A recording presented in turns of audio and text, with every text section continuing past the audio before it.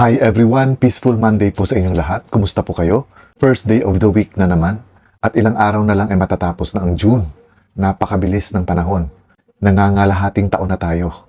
And I hope lahat kayo ay nasa mabuting kalagayan saan mang parte kayo ng mundo ngayon. Malaya na si dating Senator Laila De Lima. Lumabas sa balita kanina na yung pangatlo at huling kaso niya ay dinismiss na ng korte. Itong panghuling kaso niya ay dininig sa Muntinlupa Regional Trial Court. At ang kasong ito ay tungkol sa pagiging kasabwat di umano niya sa paglipanan ng droga sa Bilibid Prison. Kumbaga sinasabi sa kasong ito na nakipagsabwatan o nakipagkutsaba si De Lima sa mga nakakulong sa Bilibid para ipalaganap ang iligal na droga. At sinasabi rin na tumanggap siya ng suhol dito na nagkakahalaga ng halos 70 milyon na ginamit di umano niya para sa kanyang kampanya nung tumakbo siya bilang senador. So dahil kumpiyansa ang kampo ni De Lima na mahina na yung mga ebidensya sa kasong ito, ang ginawa nila ay nagsumite sila ng tinatawag na demurrer. Ang ibig sabihin nitong demurrer ay yung kung saan mag-o-object sila or magdi-disagree sila dun sa mga isinumiteng ebidensya laban kay De Lima. Ginagawa itong demurrer kapag sa tingin ng defense team na mahinang-mahina na yung mga ebidensya na isinumite ng prosecutors. At hindi na nila kailangan pa na magsumite ng sarili nilang mga ebidensya para i-counter yung mga ebidensyang isinumite ng prosecutor. Ito yung ibig sabihin ng demurrer, ang pag-o-object laban sa mga ebidensyang isinumite sa inaakusahan. At kinatigan nga ito ng Muntinlupa City RTC. Kung kaya tuluyan nang malaya si De Lima dahil ito na yung pinakahuling kaso na isinampa sa kanya. Napakalaki po ng ginhawa at saya ang nararamdaman ko ngayon. Mas mapapanatag at makakatulog na po ako ng mas maluwag. You know, with the grant of our demurrer to evidence, which is tantamount to acquittal, that means I am now completely free and vindicated. I respected the rule of law, despite the pain and the injustice of it all. I confronted the charges head on, and I went through and endured the whole process. At sabay-sabay pa nating tutukan ang paniniguro na mababayaran ng mga abusado sa kapangyarihan o malipusta sa mga karapatang pantao. At ito po ang message ko sa dating Pangulo, kay Ginoong Duterte. Kayo ngayon ang mananagot sa mga kasalanan niyo sa taong bayan. Isa lang po akong biktima. Libo-libo mga Pilipino ang pinaslang nila nung nakaraang madugo at peking war on drugs. Maraming pamilya ang naulila. Yung iba nga hindi nga pinatay pero nabubulok naman sila sa mga kulungan dahil sa mali at baluktot ng pagpapatupad ng batas. Isa po ako na nakadanas niyan na walang katuturang pagpapakulong. Let's pray together. Let's work together.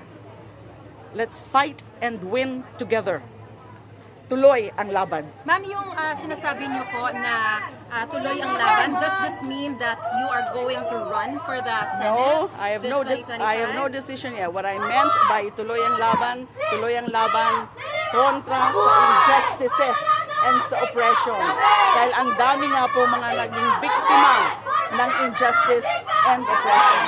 Yun po ang ibig kong sabihin. At nandyan ang ICC. Tumutulong po tayo. I've been saying that na handang-handa po ako na tumulong talaga sa ICC para makamtan ang hustisya ng mga naging biktima. Are you contemplating to filing Ma'am, dito po sa atin.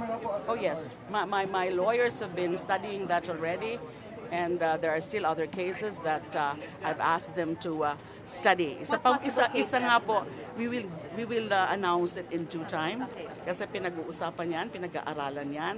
So pag ready na po, i-announce po namin yan. Aside from Duterte, sino po yung respondent? Thank you, ma'am. Kung babalikan natin, 3 mabibigat na kaso ang isinampa kay De Lima. Puro ito may kaugnayan sa iligal na droga na sinasabing naglipana o hinayaan niyang maglipana sa loob ng bilibid. Ang unang-unang kaso na nadismiss sa kanya ay dahil din sa isinumiti nilang demurrer. Ito yung kaso na kung saan sinasabing kasabuhat ni De Lima si Peter Ko para palaganapin yung illegal na droga sa loob ng bilibid. Kinatigan din ng korte ang demurrer na ito kung kaya na-dismiss yung unang kaso. At yung pangalawang kaso naman ni De Lima ay na-dismiss dahil binawi ng star witness na si Rafael Ragos, yung dating chief ng Bureau of Corrections.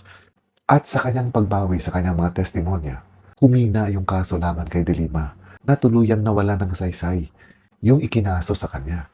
Kung kaya, idinismiss na rin ito ng korte. At itong panghuling kaso niya, nabigyan siya dati noong November 2023 ng piyansa. Patunay lang ito na talagang hindi na ganun kalakas yung kasong isinampa kay Laila De Lima dito sa pangatlo at huling kaso niya. At kanina nga tuluyan ng dinismiss ng korte itong huling kaso laban kay De Lima. Halos 7 taon pinagdusahan ni De Lima itong mga kasong isinampa laban sa kanya. Halos 7 taon siyang nakulong. Pero kung maalala din natin, habang nasa detention siya, habang nakadetain si De Lima, isa-isang nagsipagbawian ng kanilang mga testimonya, yung mga sinasabing mga witnesses. At ang pinakamalaking naging tulong para ma-dismiss ng tuluyan itong kaso ni De Lima ay yung pagbawi ng testimonya ni Rafael Ragos. Siya yung pinakamalaking star witness dapat na magdidiin kay De Lima. Pero dahil sinasabi nga na pinilit siya dati ni former Justice Secretary Vitaliano Aguirre para magsinungaling at idiin si De Lima, kung kaya hindi ito nakayanan daw ng kanyang konsensya at binawi niya yung kanyang mga testimonya laban kay De Lima.